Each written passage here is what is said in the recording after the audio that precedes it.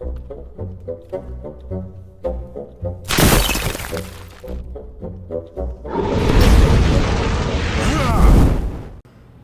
everyone, it's Riffraff Hornhelm back again with another presentation from the Dwarven Vault. And today we have a fail tale. Once again, in line with what we've been doing, this is more a commentary on some of the games that go back, especially the original Dungeons & Dragons, since it's 50 years old this year, and talk about some of the things that were really less than ideal with the game, and ones that frankly got homebrewed out of it very, very quickly. And I'm going to talk about a couple of these today that I find to be somewhat related. I may have to explain that part. Oh well. And that is encumbrance and weapon speed. In the original Advanced Dungeons & Dragons, what's referred to today as 1E, there were several things that people could have impact their character disproportionately, that got to be a pain to keep track of. We're going to talk about encumbrance first, okay? Encumbrance to me is definitely a legitimate issue. As a dungeon master, I can't have everybody carrying 1,000 pounds worth of stuff, treasure, gold coins, looted weapons, they're wearing 3 helmets, this kind of stuff.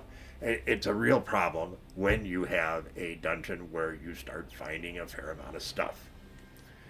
Yes, you can overcome some of this through extra-dimensional devices, but particularly in the early stages of the game, and I'm not just talking about when it came out, I'm talking about where your players were at as they developed and grew their characters through play. Encumbrance could be a real pain in the butt. In Dungeons & Dragons, of course, they had specific limits on encumbrance, generally looked at by most players, and unfortunately most DMs, as weight, and it's not just weight, and how many, it was 10 gold pieces to the pound.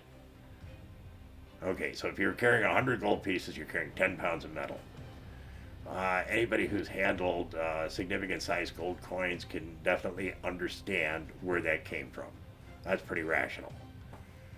So if something weighed that much, it didn't take very long for you to get to a point where really you were exceeding the abilities of your strength.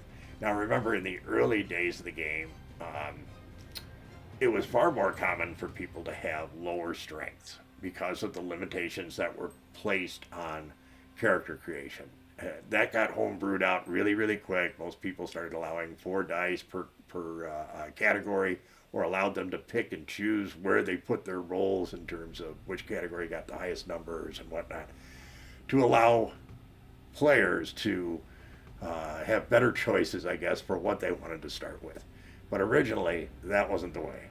And if you were doing it per the rules in the game, you generally didn't end up with that high of a strength. So being able to carry all this stuff, okay, I'm going to carry a dozen torches, I'm going to carry a large flask of oil, I'm going to carry 50 feet of rope, I'm going to carry my sword, and I'm going to have on chainmail armor, and I got a shield on my back, and I got a metal helm on my head. By the time you get done with all the items there, one thing you'll find out really quick is you will exceed what the game considered to be the limits for individual characters on what they could carry based on their strength.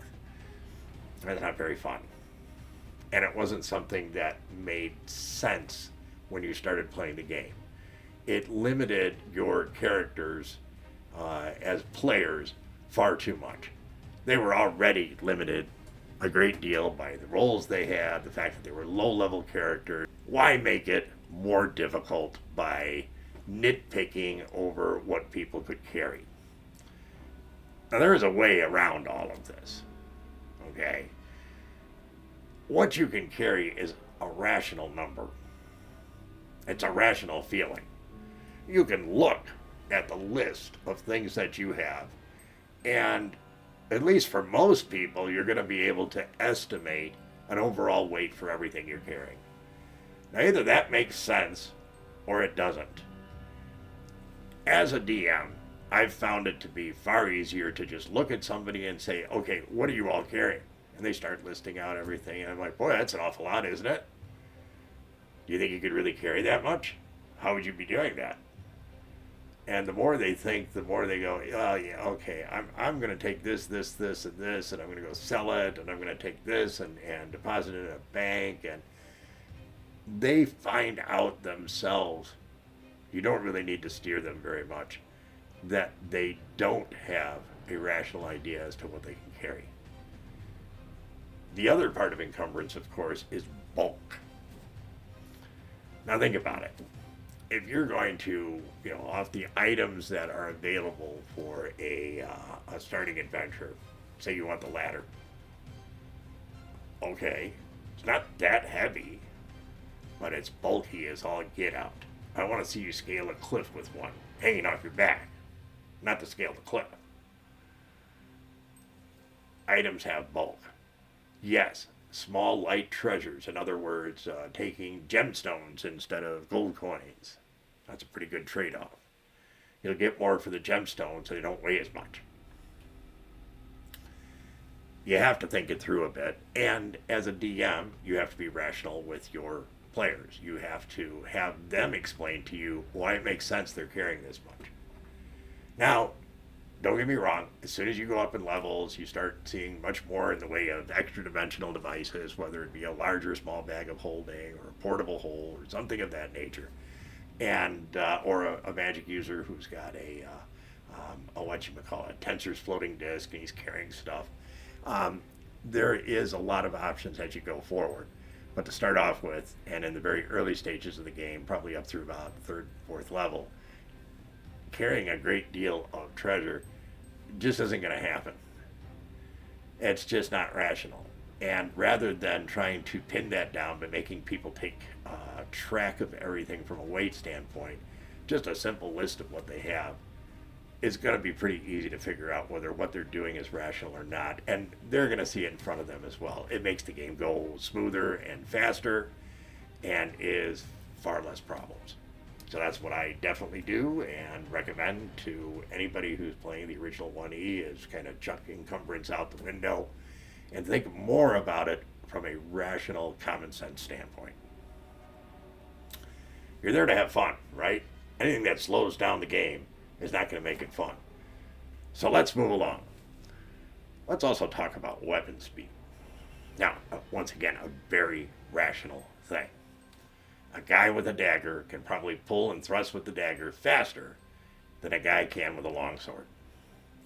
A guy with a short bow can draw it back and release an arrow faster than a guy with a long bow. These things make sense. I get it. And it was calculated into the game. Weapon speed would make a difference if you made sure to break down every round into segments. So a dagger speed may be 4 segments, and a sword speed may be 6 or 7 segments. And that way you could tell who hit who first. It doesn't matter. Just plain doesn't matter.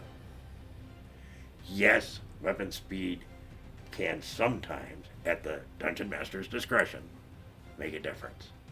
But most of the time, no, it's not going to make an appreciable difference. And it's one that can slow down the game, because once you start keeping track of combat rounds using segments,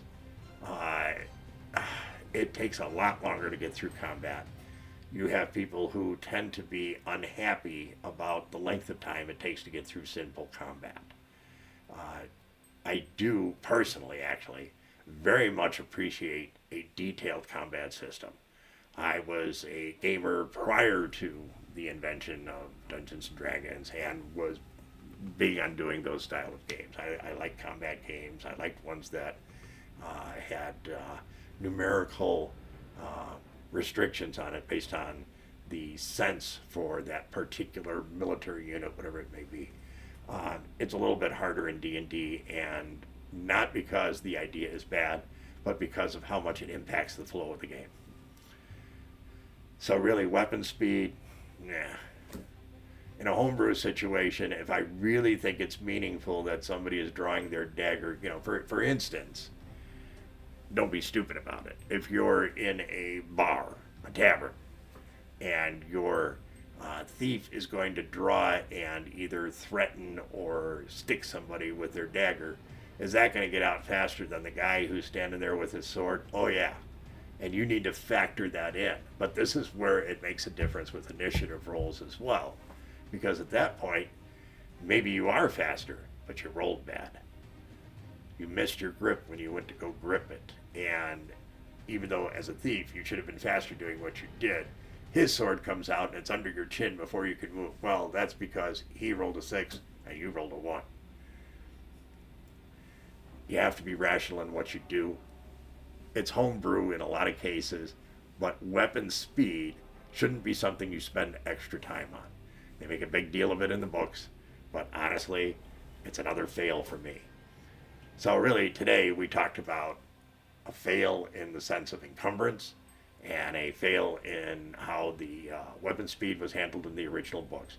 It's not that they're not important, but I think that a good dungeon master can make this work without going into that kind of detail and without making their players unhappy with the result. Remember, this is all about going out and having fun. If you lose the flow of what's going on, it'll quickly become irritating and boring. Don't go there.